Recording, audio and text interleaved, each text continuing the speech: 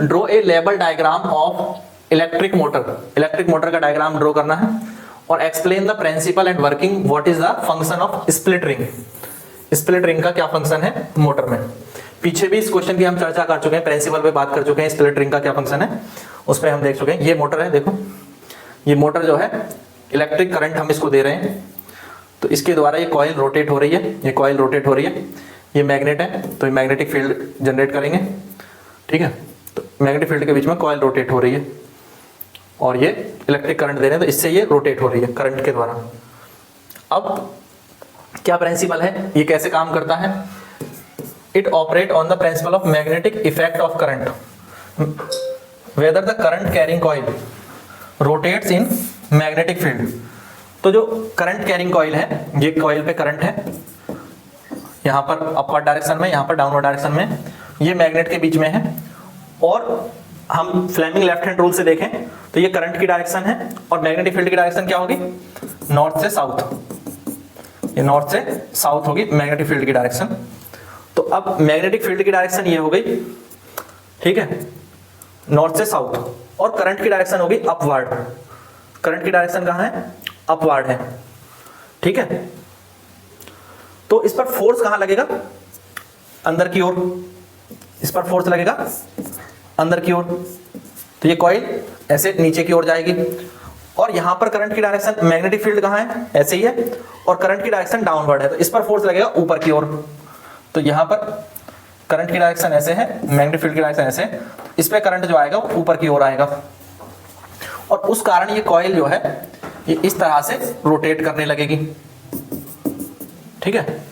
तो ये coil rotate करेगी क्योंकि मैग्नेटिक फील्ड के अंदर ये कॉइल रोटेट करती है, ये मोटर का प्रिंसिपल है, ठीक है। तो ये TSNM इस तरह से रिप्रेजेंट कर लेंगे।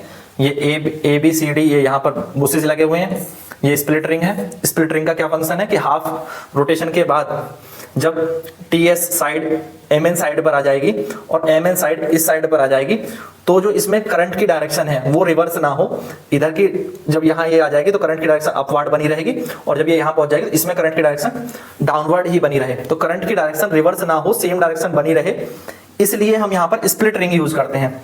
ये स्प्लिट रिंग का यूज करते हैं, ना कि स्लिप रिंग का, ठीक है, ताकि ये वायर जो है यहाँ पर घूमने के बाद इधर चला जाए और बीच में थोड़ा सा कट है, इसी के लिए इसको स्प्लिट रिंग बोला है, और फिर वो वाला उधर चला जाए, तो करंट की डायरेक्शन जैसी है ऐसे ही बनी रहे और ये एक पूरा लूप बन जाए, और जिससे कि हमारी जो मोटर है वो घूमती रहे। ऐसा ना हो कि आधे चक्कर के बाद वापस हो जाए, फिर ऐसे इस तरह से ना रोटेट हो, ठीक है। तो क्या वर्किंग है, when the current flows through the MNST coil है, ये MNST ये कॉइल है, तो the coil begins to rotate anti clockwise. कैसे घूमेगी ये, एंटी क्लॉकवाइज घूमेगी, ठीक है। अच्छा इसकी डायरेक्शन सही बना लेते हैं, coil begins to rotate anti clockwise because the downward force, इसमें किस तरह फोर्स लग रहा है, नीचे की ओर, और नीचे की ओर फोर्स लग रहा है किस पे, downward force act on MN and upward force act on ST, और उसके कारण ये घूमने लगती है कॉइल, जैसे कि हम फ्लेमिंग लेफ्ट हैंड रूल से डिटेक्ट कर सकते हैं।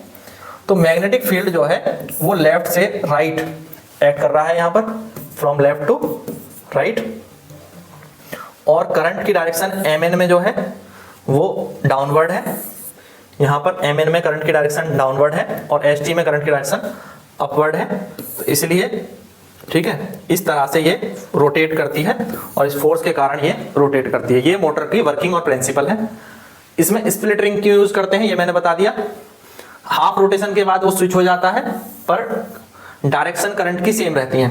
हाफ रोटेशन के बाद MN की पोजीशन और ST की पोजीशन स्विच हो जाती है, और इस स्विच होने के कारण क्योंकि half ring split ring connect है, ठीक है, बुसेस जो है वो कनेक्ट है, हाफ रिंग C कनेक्ट है, तो कांटेक्ट पर बुश है, करंट की direction reversing the current direction in coil. अब MN में जिसमें पहले करंट की डायरेक्शन अपवर्ड थी और जब वो स्विच कर जाएगा तो उसमें करंट की डायरेक्शन डाउनवर्ड हो जाएगी। ST साइड में जिसमें करंट की डायरेक्शन पहले डाउनवर्ड थी, अब वो MN की जगह पहुंच जाएगा तो उसमें करंट की डायरेक्शन अपवर्ड हो जाएगी, और जो हमारी कॉइल है वो सेम डायरेक्शन में घूमती रहेगी, ठीक है। यानी एक तरह से वो TSMN कॉइल बन जाएगी जो पहले MN ST कॉइल थी। तो इस रिवर्सल के कारण जो आधे रोटेशन के बाद भी उसका जो रोटेशन है वो उसी डायरेक्शन में बना रहता है, यानी एंटी क्लॉकवाइज बना रहता है, और मोटर एक ही दिशा में हमारी घूमती रहती है। तो ये फंक्शन हो पाया क्योंकि हमने स्प्लिट रिंग का यूज किया था, ये मेन बात है। स्प्लिट रिंग जिसको कि हम कम्यूटेटर भी कहते हैं, ये रिवर्स कर देती है किसको, करंट की डायरेक्शन को, reverse the current direction after each half turn, हर एक हाफ टर्न के बाद, हाफ रिवॉल्यूशन के बाद उसके करंट की डायरेक्शन को रिवर्स कर देती है, जिससे कि जो रोटेशन है वो एक ही दिशा में यानी यूनि डायरेक्शनल रोटेशन हमें मिलता है। ठीक है, तो ये चीज क्लियर होगी किस लिए ऐसा होता है।